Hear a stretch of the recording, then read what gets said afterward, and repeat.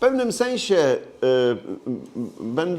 będę dublował to, bo chyba większość z Państwa była wczoraj na spacerze, jak kojarzę z twarzy, więc w pewnym sensie troszeczkę będziemy ciągle i w podobnych miejscach, ale jak żeśmy się spotkali pierwszy raz i rozmawialiśmy z Tomkiem na temat tego dzisiejszego spotkania, to zresztą sam Tomek to zasugerował, żeby może troszkę, to straszny wyraz jest, nie przeraźcie się, troszkę metodologii.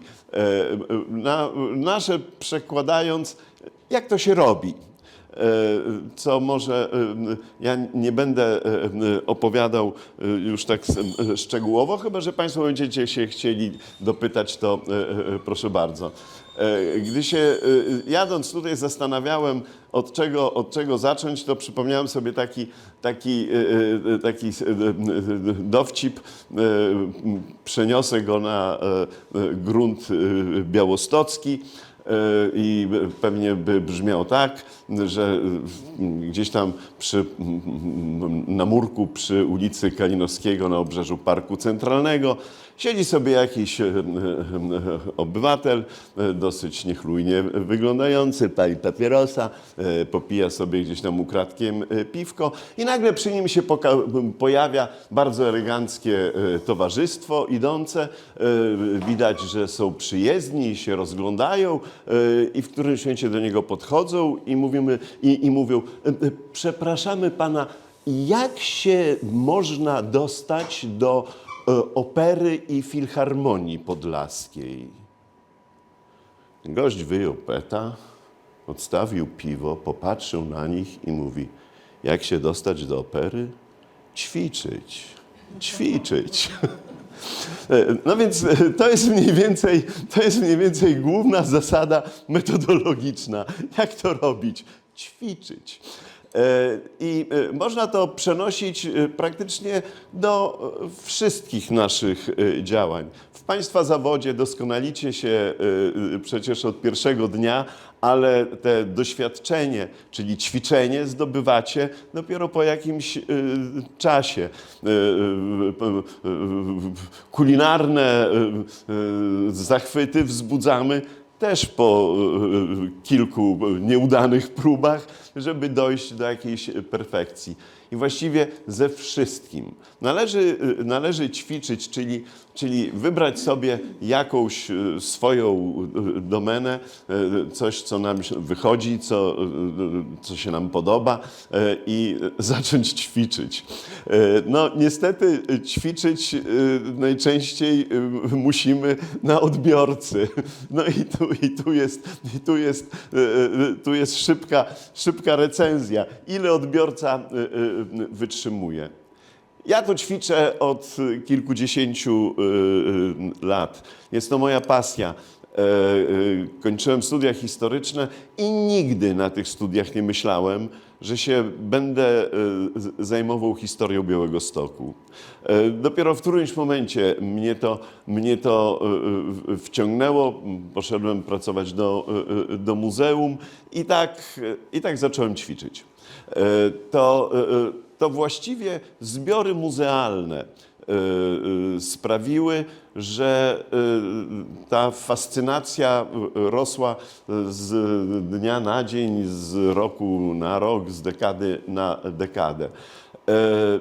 Prosta rzecz. Jesteśmy tutaj w takim niedużym pomieszczeniu, ale wypełnionym jakimiś, mądrze to się nazywa, artefaktami.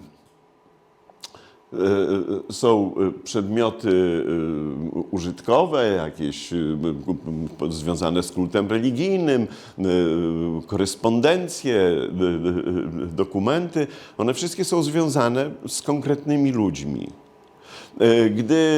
Gdy tylko pobieżnie na nie patrzymy, no to może nam się spodobać, a ojej, jaki ładny szlaczek, bordiura, a jakie równe pismo, o jakimś innym języku, ale historyk sobie zawsze zadaje pytanie, i to właściwie jest pytanie dziecka. Dlaczego? Każdy z nas, rodziców,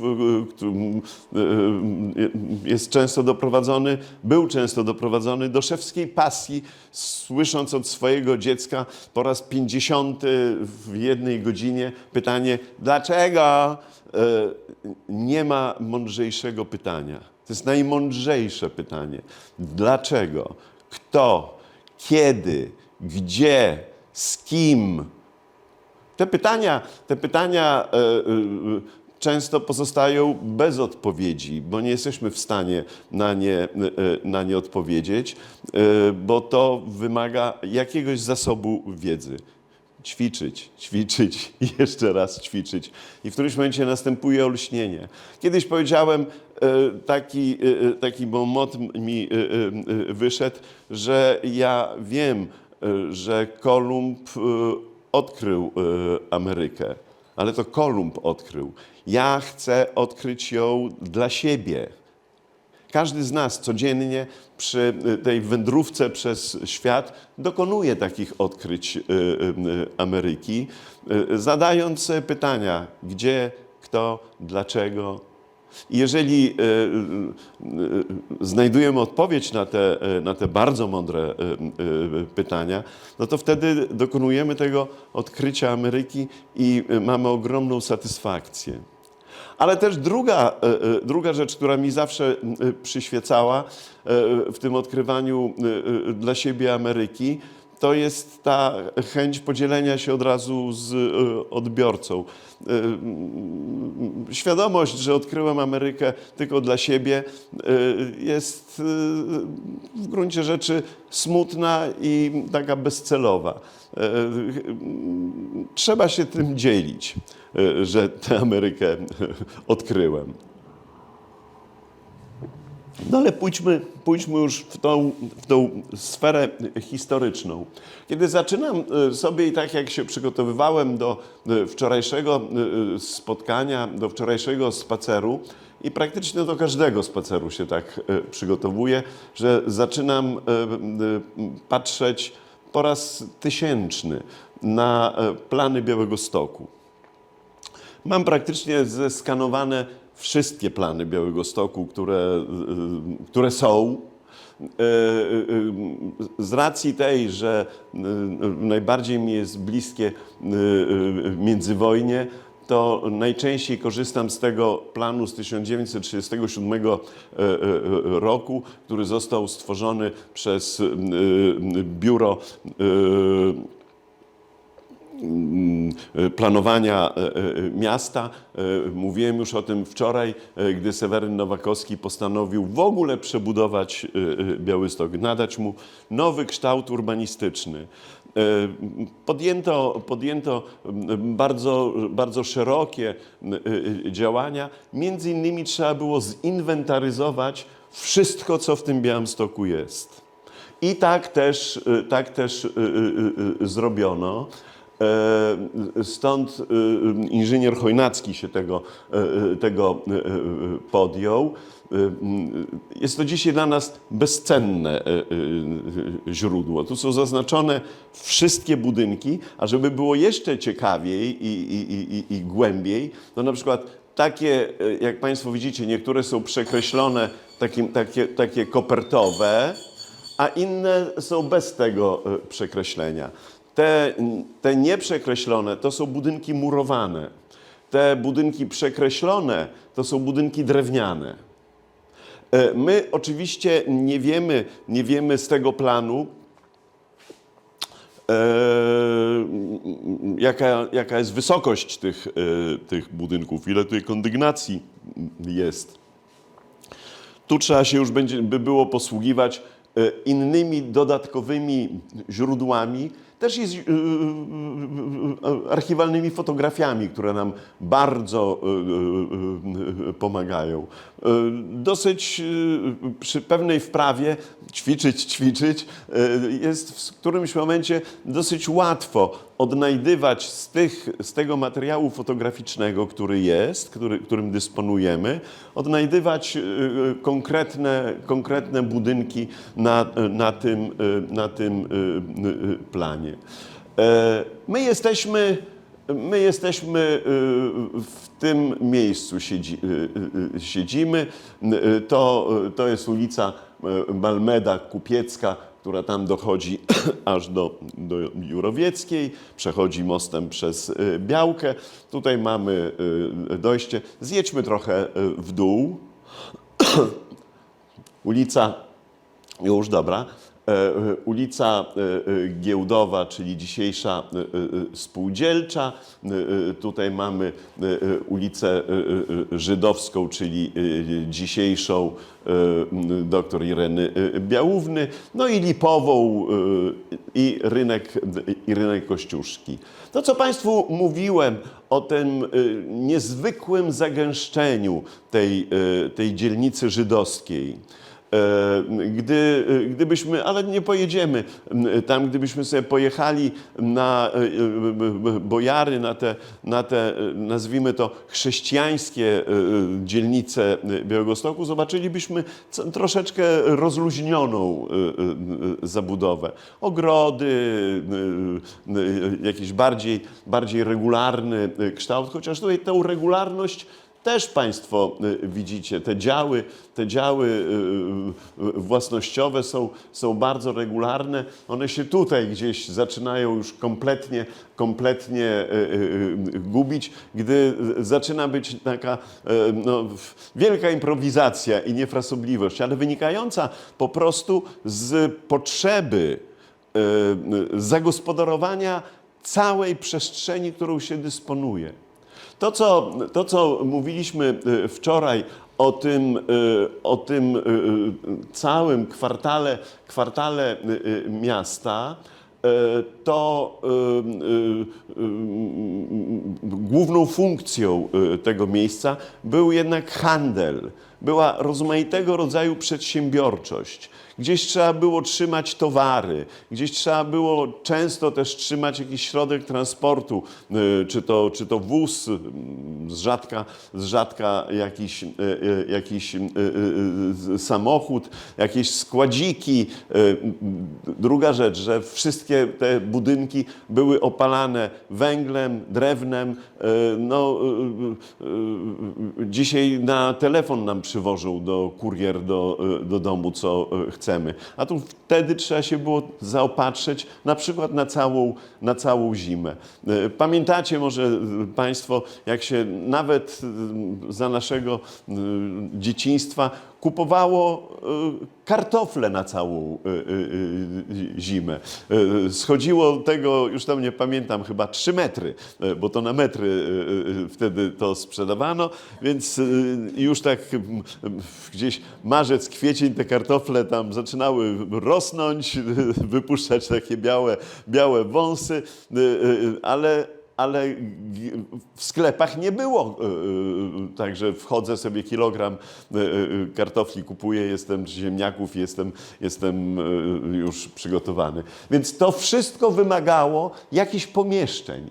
Tego efekt dokładnie tutaj widzimy. Przejedźmy troszkę znowu w górę. Tak, chcę tutaj wejść. No. No, damy radę. Musi się pojawić, i jedziemy rączką w górę. A, ona się zawiesiła, diablica. No i jedziemy w górę. Dobra. No i tutaj to, co Państwu zresztą wczoraj mówiłem, bardzo ciekawe to jest zachodnia pierzeja rynku. Tutaj gdzieś jest dzisiaj księgarnio-kawiarnia Akcent i to, co Państwo widzicie od frontu, wszystko są murowane 3-4-piętrowe kamienice. Natomiast od ulicy Wilczej już tak elegancko nie było. Ta Wilcza, potem dalej Kacza stanowiły takie komunikacyjne zaplecze do tych tu wszystkich przedsięwzięć i przedsiębiorstw, które mieszkańcy prowadzili. Tu, czyli południowa pierzeja rynku i zjedźmy jeszcze trochę, no jeszcze podciągnijmy. Dobra, stop. Tutaj mamy tu ratusz, tu mamy ulicę Legionową i tu już są założone planty. To jest wielka synagoga. I jak Państwu wiadomo, ten 27 czerwca 1941 roku Niemcy, dokonując tego bestialstwa na mieszkańcach tej części dzielnicy nazywanej Schulhof, szkolny plac, tu zresztą od ulicy Suraskiej prowadziła ulica Szkolna, u której zwieńczenia stała wielka synagoga. Gdy podpalili tą synagogę z 800 tysiącem wepchniętych tam, zapędzonych tam białostockich Żydów, od tego budynku synagogi zaczęła się palić cała ta dzielnica. Zobaczcie Państwo, tu jest praktycznie większość tej zabudowy, to są drewniane budynki. Więc jeżeli to się zaczęło palić, to są takie zdjęcia robione gdzieś mniej więcej stąd nie było już wtedy ratusza. Widać tą pierzeję budynków. Z okien tych budynków buchają potężne jęzory ognia, a nad tymi budynkami czarna tumany czarnego dymu się unoszą. To musiało być przerażające miejsce tego i w następnych dniach, bo oprócz pożaru, który już jest sam przerażający, no odbywały się tam dantejskie sceny, egzekucje. Tego jednego dnia zginęło w tym obszarze Białegostoku około 2000 ludzi, do których Niemcy strzelali jak do żywych tarcz. W efekcie tego bestialstwa, a potem takiej niemieckiej dokładności, oni uprzątnęli, znaczy nie sami, tylko robotnikami też i z getta, uprzątnęli cały ten kwartał, że to było splantowane równiutkie, jakby nigdy nic nie było. I był dla nas, białostoczan, kuriozalny widok, a mianowicie, że stojąc na rynku widziało się planty. Nie było żadnego budynku w tej części miasta. My znamy zdjęcia zrobione przez takiego białostockiego fotografa Józefa Hitlera. Nazwisko, ale on się pisał przez umlaut, nie Hitler, tylko Hitler. Jego córka zmarła tam ze 3 chyba czy 4 lata temu, może części z Państwa znana, pani Danuta Dawdo, która kultywowała pamięć swojego ojca. I ten Józef Dawdo sfotografował, i to są praktycznie poza niemieckimi jeszcze zdjęciami, które do nas często docierają, ale jeżeli chodzi o Białostoczan, to dzięki Józefowi Dawdo mamy widok tej spalonej, zburzonej dzielnicy żydowskiej, łącznie z resztkami wielkiej synagogi. Niemcy mieli to do siebie, że oni się chełpliwie fotografowali w takich miejscach. Stąd po upływie pewnego czasu te fotografie pojawiają się na rozmaitych aukcjach. I to też jest dla nas kolejne źródło poznania historii Białegostoku i tego początku zagłady, nie tylko ludności żydowskiej, zagłady dawnego Białegostoku. Rzecz jest normalna. Dlaczego to teraz dopiero wypływa? Dzieci tych, którzy tutaj byli, to jeszcze traktowali to jako pamiątki po rodzicach. Wnukowie już tak niekoniecznie kojarzyli, tym bardziej, że świadomość historyczna różnie w rozmaitych pokoleniach się kształtuje. Zaczyna być to też i to, co my doskonale wiemy, ten proces w Niemczech się rozpoczął gdzieś w latach 80. nasilał się rozliczenia z tymi zbrodniami. W związku z tym nie było już takiej, nie chcę powiedzieć identyfikacji, ale może nawet była chęć pozbycia się tego bagażu pamięci. Stąd te zdjęcia, często powyrywane, bo to widać, powycinane z albumów, trafiają na aukcję i my jeżeli ich nie mamy, to przynajmniej znamy te zdjęcia. Wróćmy sobie na rynek, czyli... Już, dziękuję.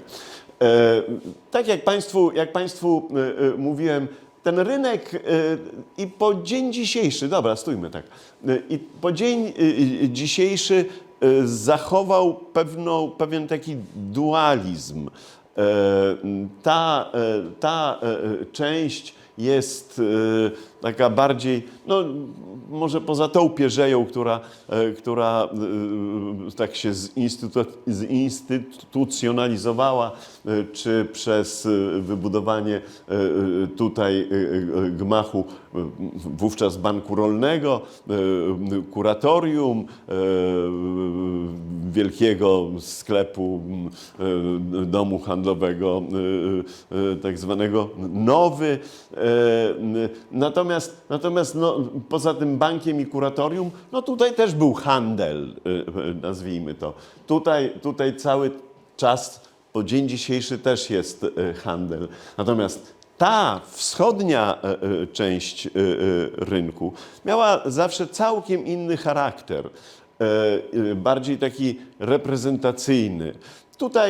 Tutaj owszem, też były kamienice żydowskie, bo chociażby, żeby zaraz Państwu, tu mamy kościół farny,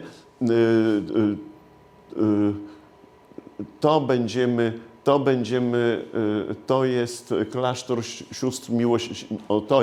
sióstr Miłosierdzia. Tutaj mamy kamienicę, własność Isaaca Horodiszcza,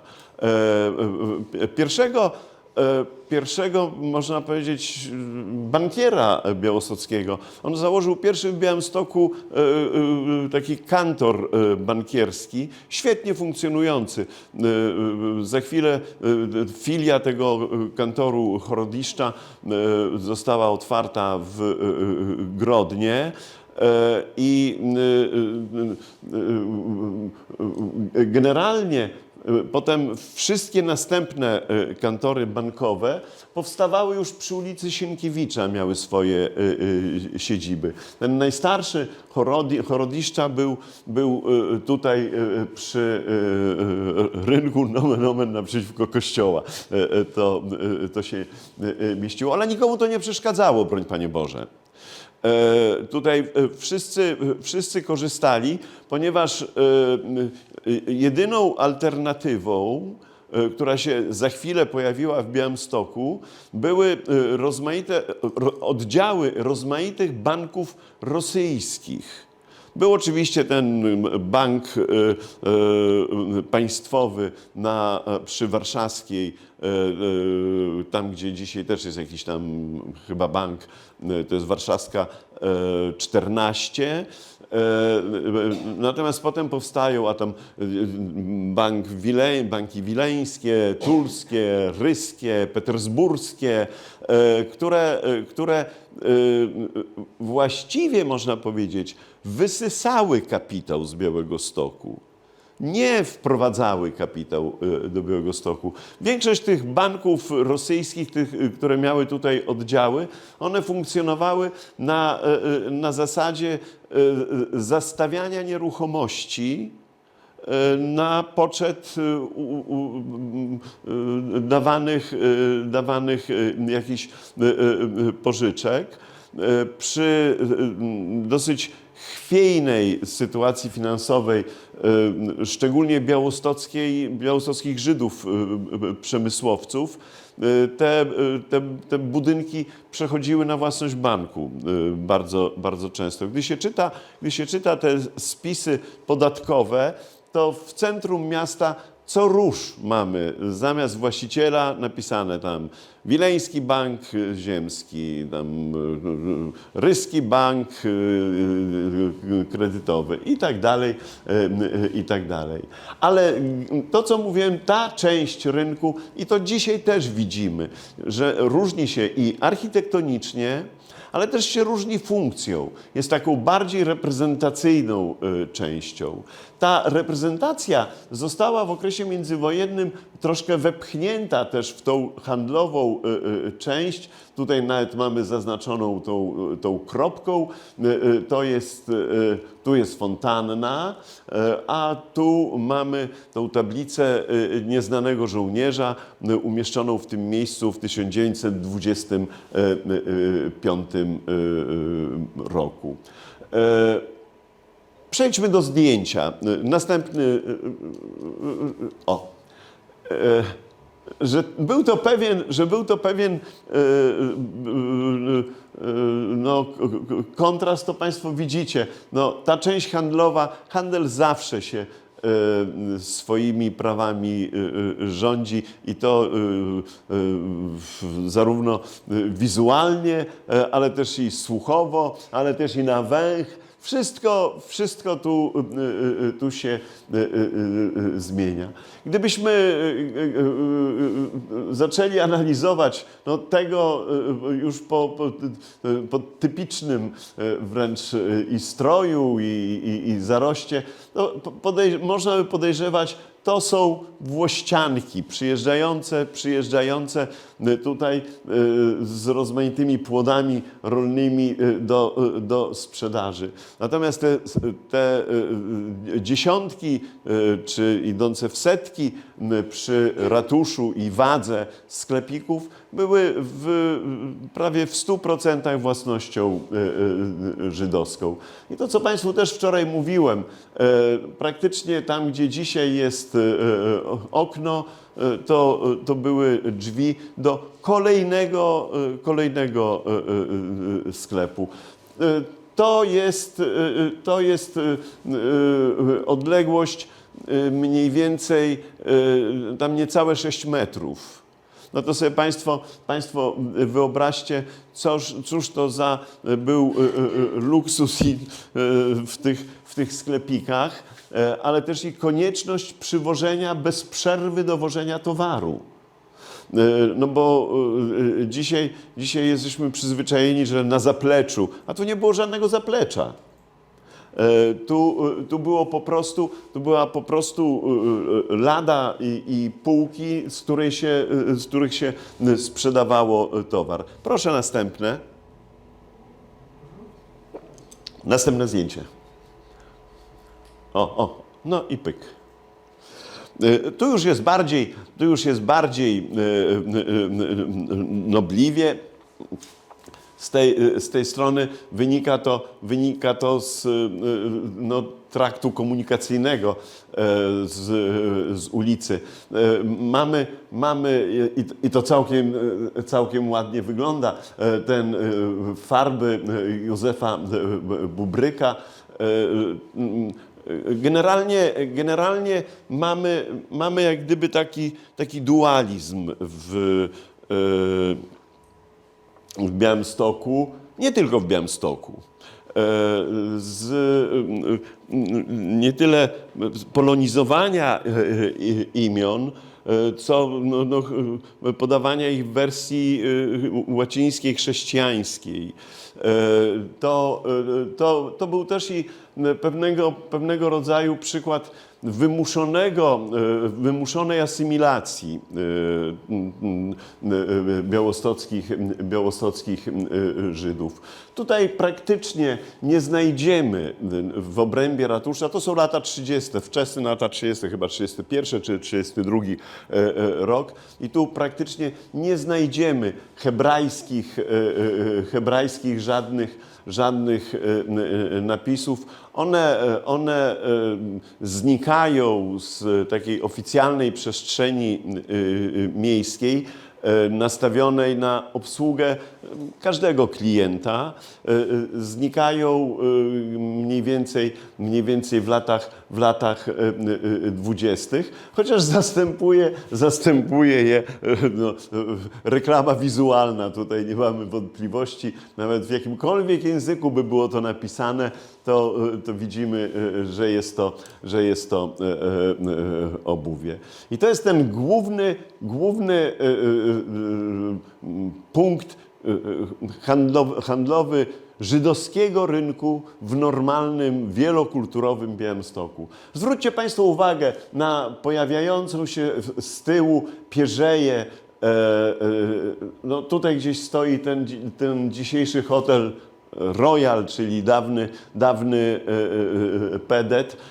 I to, co wczoraj mówiłem, że dzisiaj mamy na rynku numerów 15. W 1939 roku były 42, czyli ponad dwukrotnie, prawie trzykrotnie więcej budynków na tej samej przestrzeni. Proszę następne. Tu żeśmy wczoraj wyszli, to jest ulica Giełdowa. Proszę, nie, trzymajmy tak. To jest ulica Giełdowa, czyli dzisiejsza Spółdzielcza. Tutaj wchodzi ulica Lipowa, Wąska Lipowa bądź Tykocka. I tutaj mamy rozbudowę w 1913 roku, rozbudowę kamienicy Szapiry, na parterze której w 1913 roku otwiera się pierwsza pijalnia Buzy w Białymstoku, Buznaja, macedońska Buzna. No, całkiem inny. Proszę dać pełny kadr. To tutaj ta narożna kamienica, to jest rozbudowana ta austeria za czasów Branickiego, gdzie tutaj mieści się jedna z bardziej wziętych restauracji prowadzona przez rodzinę Rezników, restauracja Central. Proszę o następne. To jest zachodnia pierzeja rynku. Mówiłem Państwu i wielokrotnie też zwracam uwagę na te przejścia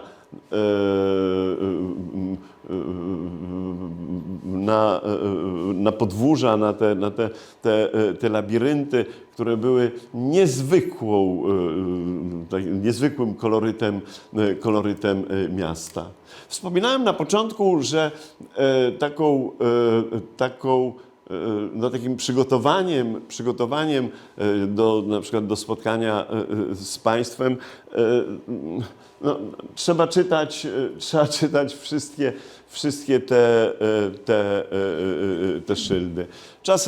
Czasem można już tracić wzrok, ale niezwykle pomocne w tym są od 1897 roku mamy księgi handlowo-adresowe dla Białegostoku, drukowane. Potem następna jest 1913, potem są od 1929 roku, plus prasa z ogłoszeniami. Często jest tak, że nie mogąc już odczytać w żaden sposób jakiegoś szyldu, no po prostu my wiemy z innego źródła.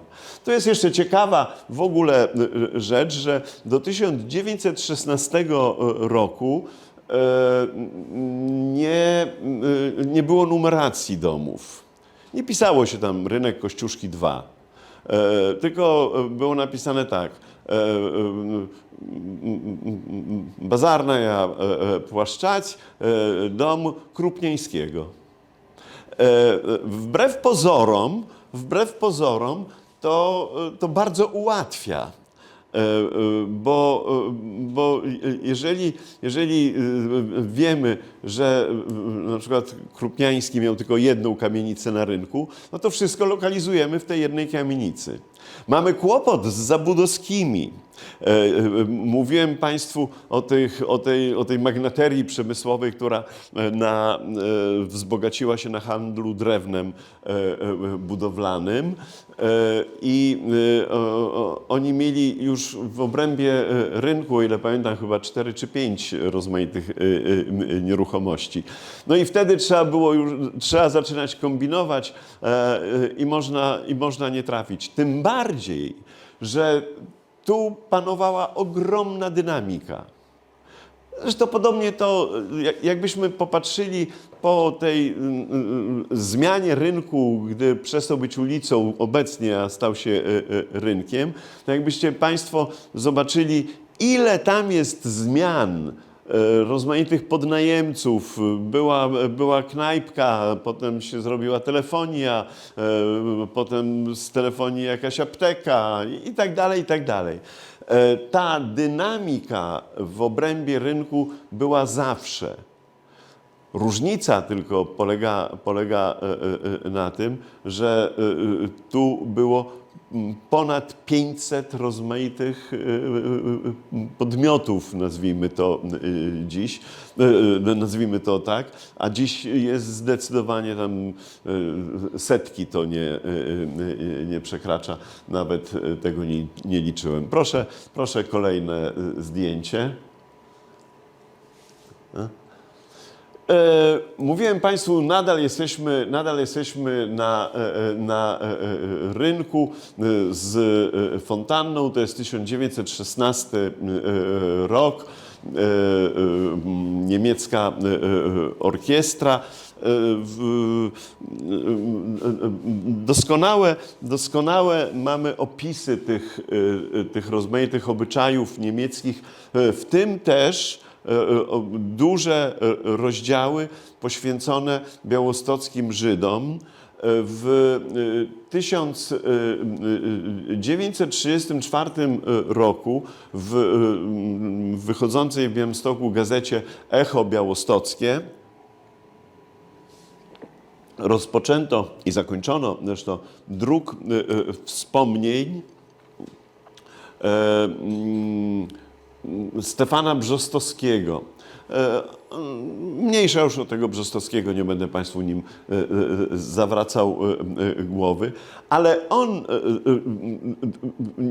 niezwykle subiektywnie, jak obserwator, często uczestnik, opisywał te wszystkie sytuacje, które my po części znamy z fotografii. Jeżeli Państwo myślicie, że to jest uroczysty koncert dla sprawienia przyjemności tym ludziom, to się grubo mylicie. To jest pierwsza głodowa zima w Białymstoku. Niemcy rekwirowali rozmaite produkty żywnościowe w okolicznych białostockich wsiach i musieli je wwieźć do miasta i do koszar, też do tam kwater niemieckich. I żeby odwracać uwagę zgłodniałych białostoczan, wysyłali wtedy w inne punkty miasta, nie te, w którymi wjeżdżały te transporty z żywnością, orkiestry i organizowali koncerty. Ludzie na początku myśleli, że to jest rozrywka. Dosyć szybko się zorientowali, że to jest normalne odwrócenie uwagi.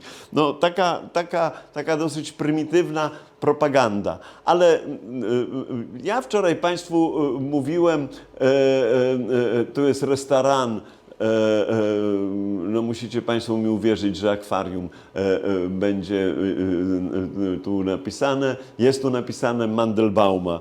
Jedna z najbardziej eleganckich, takich wziętych. Niemcy zresztą gustowali bardzo w tym akwarium. Tutaj odrodziła się po kilkudziesięciu latach masoneria, ale głównie skupiająca niemieckich oficerów. No i ta druga kamienica, która dzisiaj, ta kamienica Zabudowskiego z 1831 roku, tutaj niewidoczna ta kolumnada od strony ulicy Sienkiewicza i ten budynek, który do dnia dzisiejszego mamy, czyli Astoria. No i ta fontanna, którą potem trzeba było przesunąć już po wojnie, po II wojnie światowej, gdy podjęto decyzję o przebiciu ulicy Sienkiewicza przez rynek, bo tego przebicia do 1939 roku oczywiście nie było. Proszę o następne zdjęcie. To, co Państwu powiedziałem o tych szyldach, to jest też okres I wojny światowej, okupacji niemieckiej. W tym przypadku nie mamy rosyjskich napisów, no ale mamy widzisz, mamy po niemiecku, ale mamy też i po polsku napisy. Tutaj doskonale widać te właśnie wejścia do labiryntów i tutaj, jakby Pan mi zjechał, i tutaj to, co mówiłem Państwu o tym jedynym polskim sklepie w tej części rynku, masarni, sprzedaż wędlin Chodorowskiego, gdzie był ten słynny zamach, co salcesony wyleciały na cały rynek w 1903 roku. Proszę o następne zdjęcie.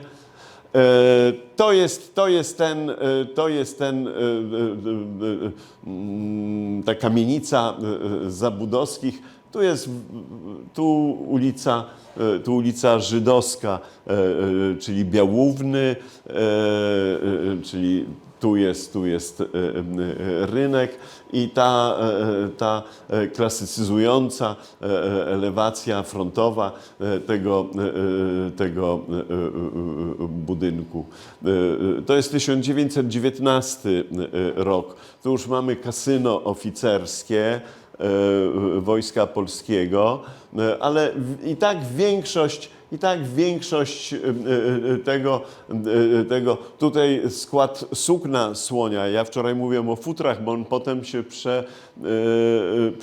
przekwalifikował. W 19 roku nie opłacało się handlować futrami, bo nikt by nie kupił futra.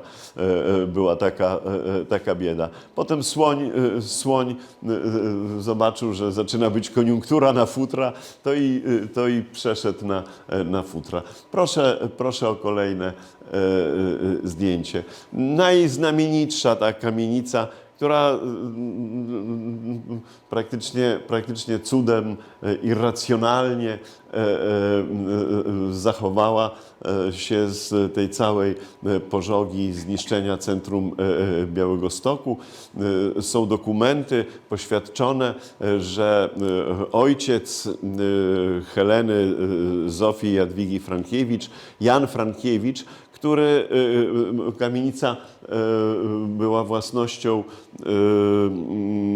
Abrahama Łapidusa i jeszcze Łapidusowie ustanowili czy zaraz po wkroczeniu Niemców, Łapidusowie ustanowili Jana Frankiewicza administratorem tego budynku. On się z tego wywiązywał w sposób wręcz wzorcowy, bo cały czas wiedział, że to wykonuje wolę ludzi, którzy mieli taki, a nie inny los. Wtedy już się kontaktował tylko z Beno Łapidusem, synem Abrahama, i w zeznaniach czy w relacji Jana Frankiewicza jest taki znamienny pasus o tym, że jak udało mu się przekonać niemiecki oddział, który palił całe centrum Białegostoku, żeby ominęli te kamienice. Ona po wojnie została oczywiście upaństwowiona. Tu się mieściło wszystko łącznie i były i sądy, i rozmaite, i przychodnia lekarska, co kto tylko mógł. Nie było innych budynków, ale cały czas na trzecim piętrze funkcjonowała od 1936 roku ta szkoła, Instytut Muzyczny Heleny Frankiewicz, potem już po wojnie upaństwowiona. Tu była taka reprezentacyjna aula, duża sala, która do godziny tam, załóżmy 15, była wykorzystywana jako sala sądowa, a dopiero potem mogły tu wchodzić dzieci i tam grać. Proszę o następne smaczne zdjęcie tablicy wieńczącej attykę tej kamienicy z inicjałami AL, Abram Łapidus. Proszę o następne zdjęcie. Doszliśmy wczoraj do tego miejsca, o którym powiedziałem, że jest jednym z najważniejszych miejsc, które w naszej świadomości, mieszkańców, obywateli praktycznie nie funkcjonuje. My nie zdajemy sobie w ogóle sprawy z tego miejsca. To jest dzisiaj skrzyżowanie Alei Piłsudskiego z ulicą Sienkiewicza. I ten budynek najokazalszy, czyli ten, to jest ta wzniesiona w 1860, czy wyświęcona w 1862 roku synagoga pułkowa.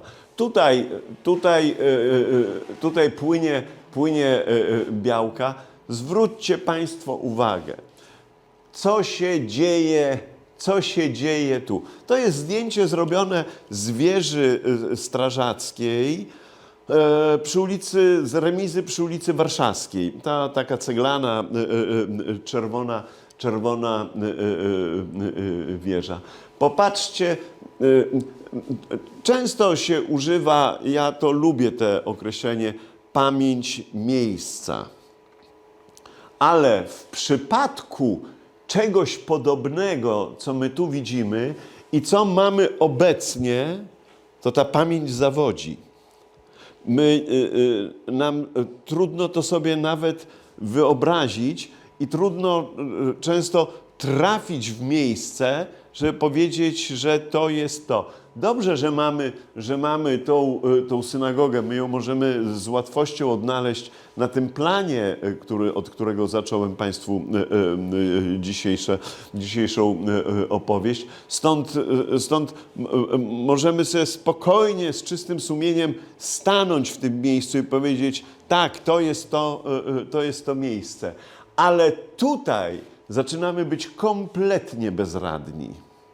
W tej gęstwinie zabudowy właściwie tylko Konstans to jest w tej chwili Białka i Sienkiewicza, Warszawska i Kościelna. Żadnych innych punktów odniesienia nie mamy. Proszę o następne zdjęcie świata, którego... No pyk, czy znowu się zawiesiliśmy? Już drgnęło coś. No i już jedziemy. A nie, tutaj jeszcze zanim do innego... Dobrze było.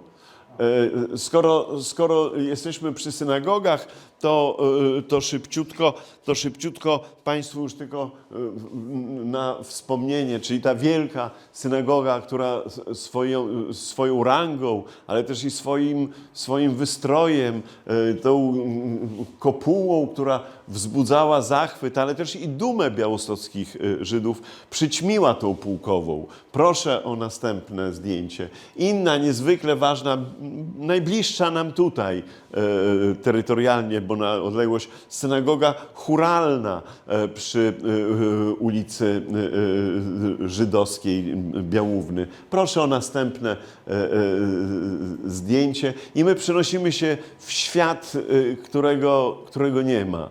Kompletnie.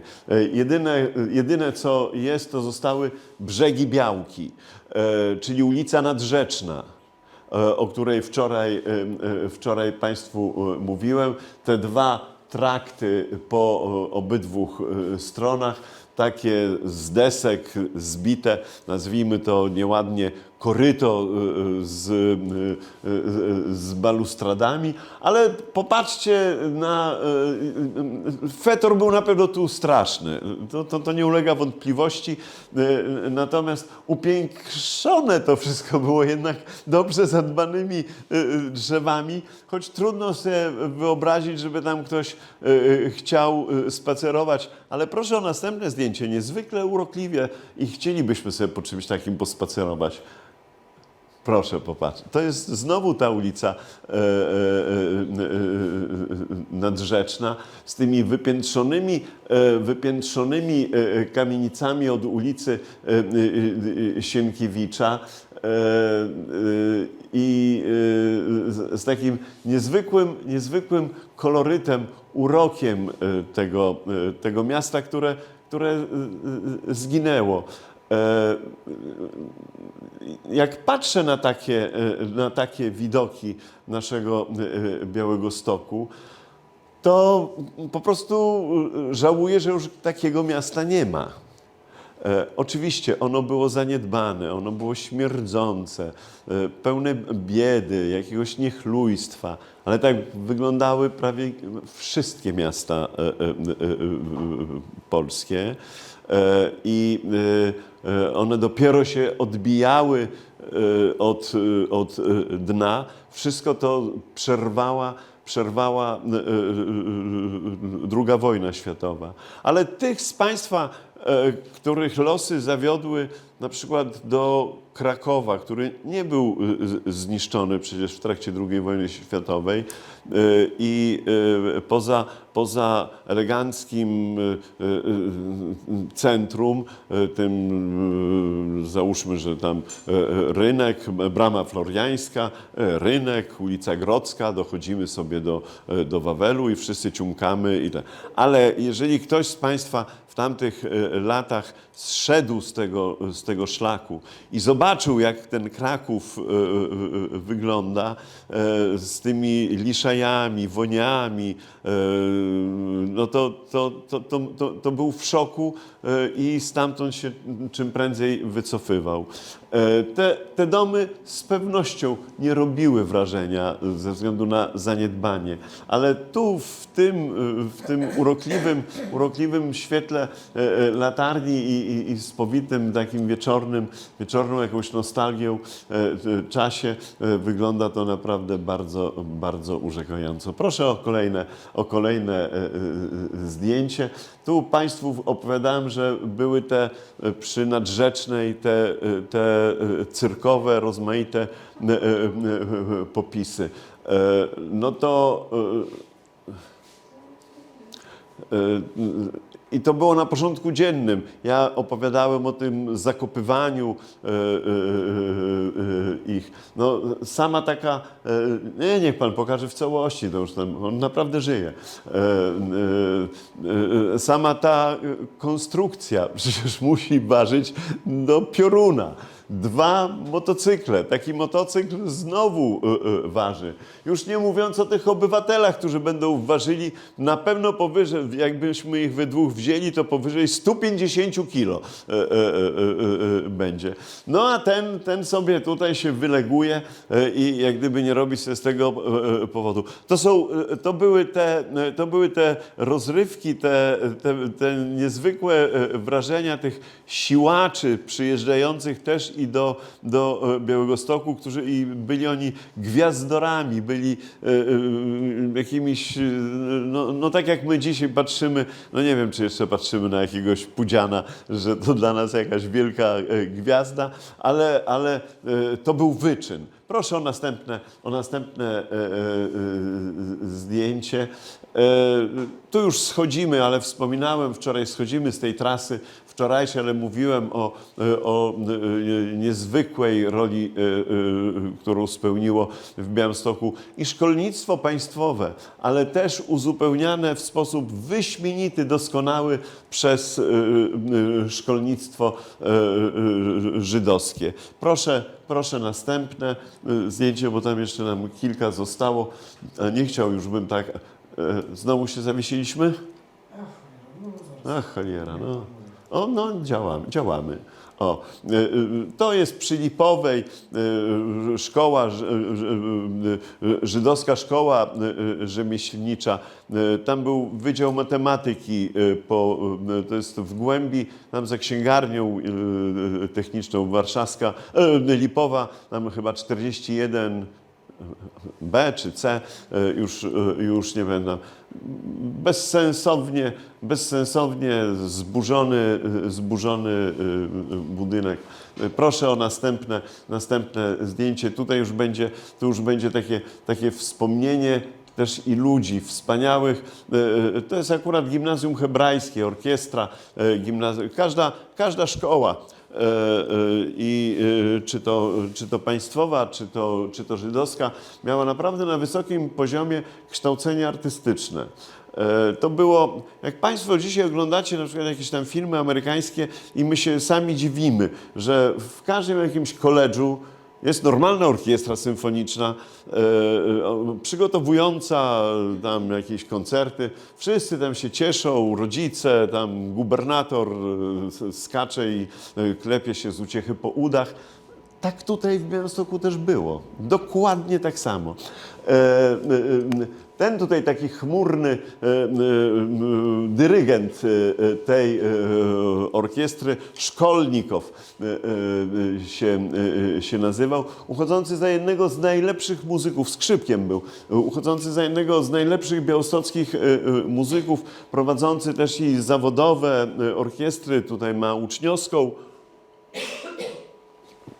Przez jakiś czas był prezesem białostockiego oddziału Związku Zawodowego Muzyków. Niezwykła, bardzo zasłużona dla kultury białostockiej postać, o której naprawdę nikt nie chce nawet wspominać.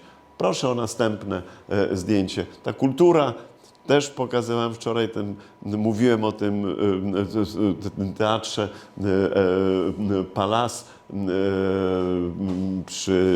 na zapleczu Pałacyku Gościnnego. Mówiono w którymś momencie na ten Palas teatr żydowski. Oprócz tego, że był w administracji Żydów, to był praktycznie jednym z takich centralnych miejsc kultury do organizowania wydarzeń kulturalnych, ale nie tylko żydowskich, w ogóle w mieście. Z tym, że gdy robiono jakieś naprawdę duże wydarzenia, to wówczas było to zawsze w tym teatrze Palas. Proszę o następne zdjęcie. I tutaj jakbyśmy... No już nie będziemy. Drodzy Państwo, wiceprezydent to jest samorząd miejski z 20, wybrany w 27 roku, ukonstytuował się w 29 roku. Wiceprezydentem Białegostoku zostaje mecenas Maksymilian Zimilski. Prezydentem jest... I jakbyśmy sobie jechali, bo tu są prominentni, niech pan powiększy, ale zjedźmy. Tu są prominentni, nadzwyczajni białostoczanie pochodzenia żydowskiego. Farmstein, wybitny okulista Pines. Przejedźmy tutaj. Dobra, starczy. Gordon, potomek takiego wspaniałego rodu finansistów, filantropów białostockich. Szwift, Pat, jedźmy, tu, zjeżdżajmy.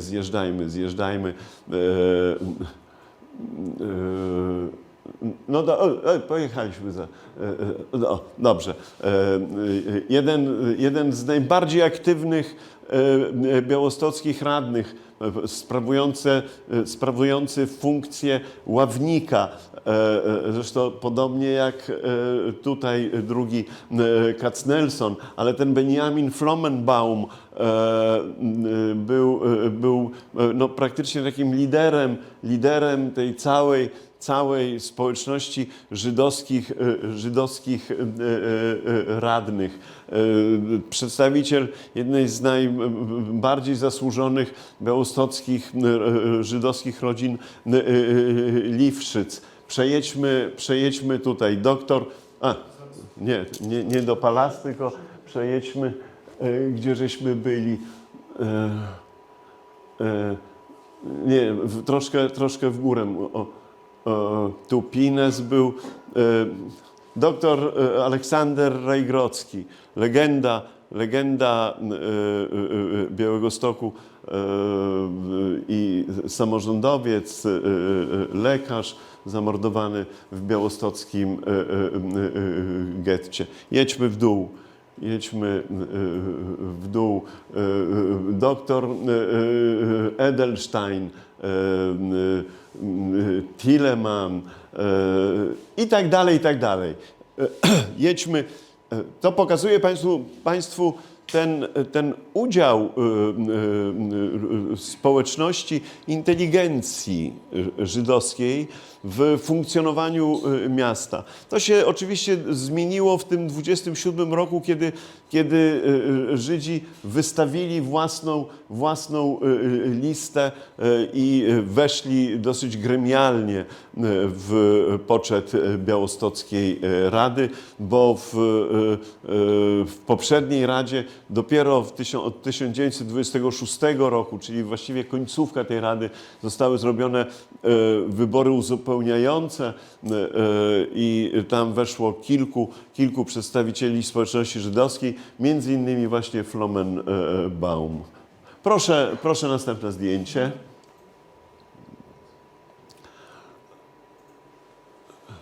I pokażę Państwu tylko kilka taką galerię nadzwyczajnych Białostoczan. To rabin rządowy Białegostoku przez cały okres międzywojenny Gedali Rosenman. Światowej sławy ekspert od uboju rytualnego, cieszący się ogromnym autorytetem w Białymstoku wśród zarówno elit samorządowych, rozmaitych organizacji i to nie tylko organizacji żydowskiej. Słynne są jego zdjęcia, gdy wita i rozmawia z Józefem Piłsudskim na rynku Kościuszki w sierpniu 21 roku. Postać naprawdę ogromnego formatu. Proszę o następne zdjęcie. Wspominałem wczoraj o Józefie Chazanowiczu.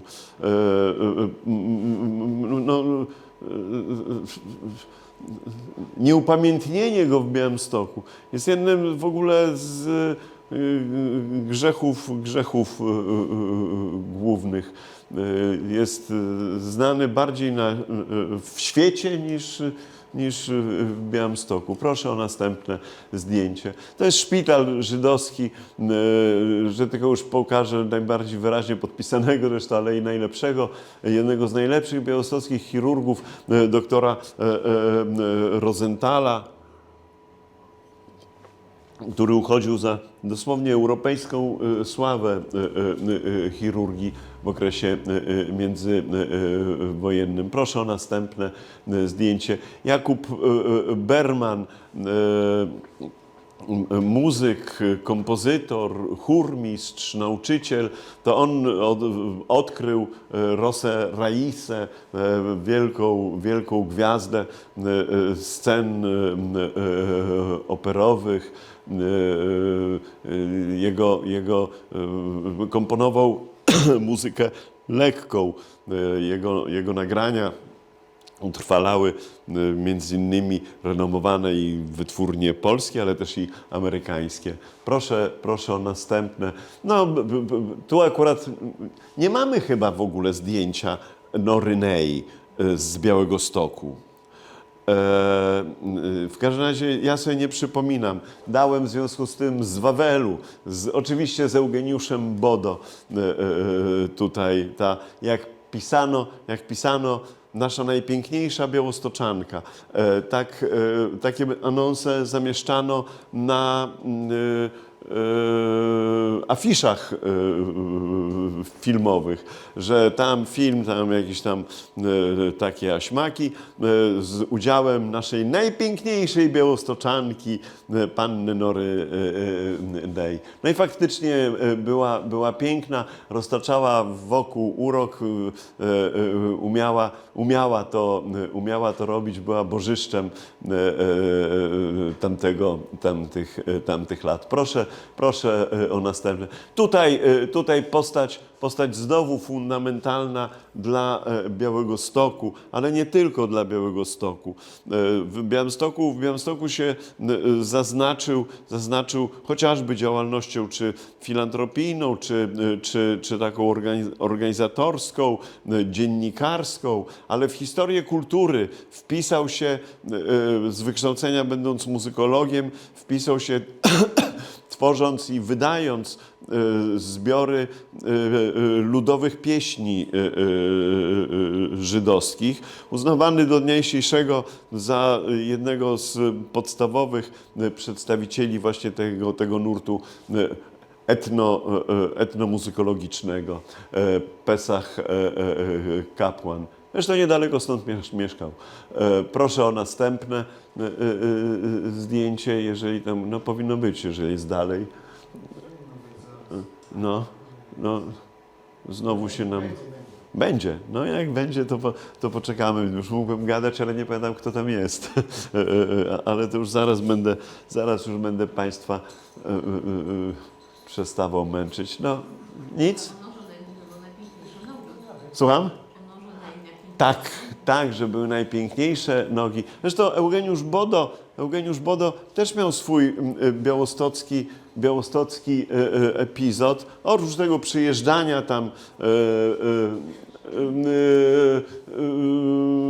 Shapiro, esperantysta mieszkający przy Lipowej. Eugeniusz Bodo przyjechał tutaj pod koniec września, czy na przełomie września i października do Białegostoku. Zatrudnił się w takim teatrzyku prowadzonym przez wyśmienitego, doskonałego artystę Lopka Krukowskiego. Ten Lopek Krukowski miał też białostocki rodowód, a był w ogóle skoligacony z Julianem Tuwimem. To też pokazuje koneksję tego Białegostoku i to, z czym walczę, nie patrzeć na ten Białystok przez Hanajki, bo to nam w ogóle ścina całą wartość tego społeczeństwa. Lopek Krukowski założył tutaj taki teatr miniatur. Ta forma teatralna tych teatrów miniatur, dzisiaj byśmy na to mówili kabarety literackie. To było bliższe temu określeniu. Bodo się tam zatrudnił, ale szybko opuścił Białystok, pojechał do Lwowa i tam o naiwności już po rozpoczęciu wojny niemiecko-sowieckiej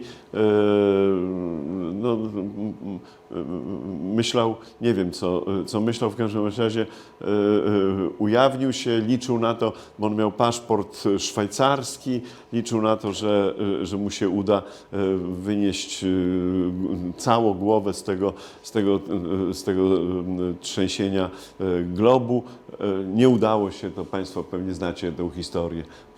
Proszę następne zdjęcie. Leon Izaak Pines, to już pokazywałem Państwu go jako radnego, wybitny okulista o europejskiej sławie. Jego klinika w Białymstoku święciła triumfy, potem przejęta przez jego syna, też okulistę. Proszę o następne. I ostatnie zdjęcie, żeby nie mówić tylko o tych luminarzach nauki, kultury, władzy. Specjalnie wybrałem akurat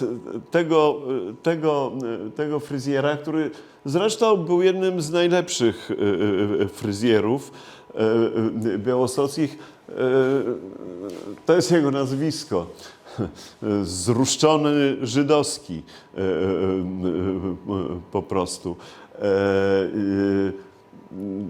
Ci fryzjerzy, uznany za w ogóle mistrza grzebienia i ondulacji, Wolf Karp przez całe lata prowadził jeden z najważniejszych białostockich salonów fryzjerskich w Ricu.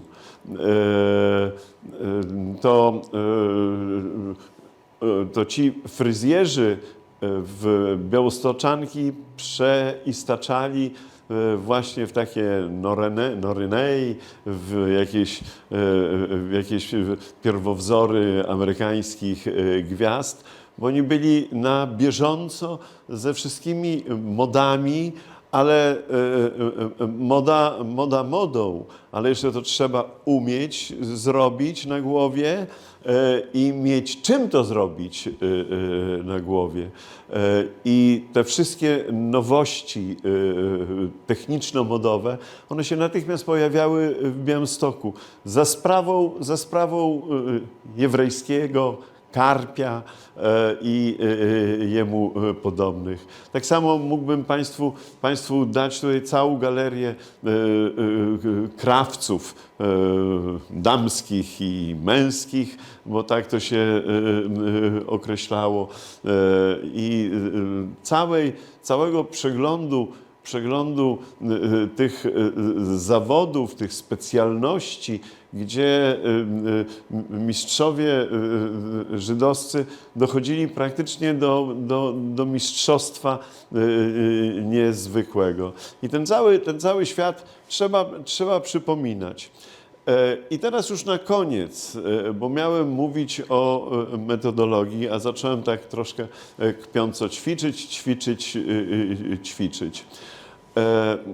Rzecz polega, wydaje mi się, i to Państwa też jest zadanie, na wywoływaniu w sobie pewnego rodzaju emocjonalnej ciekawości. Gdy wzbudzamy, mnie uczono, widać, byłem niepojętnym uczniem, bo uczono, że historyk powinien się wyzbywać emocji. Ja przekonałem się, że historyk powinien poszukiwać emocji, bo jeżeli tej emocji się wyzbędzie, to będzie tylko suchym sprawozdawcą.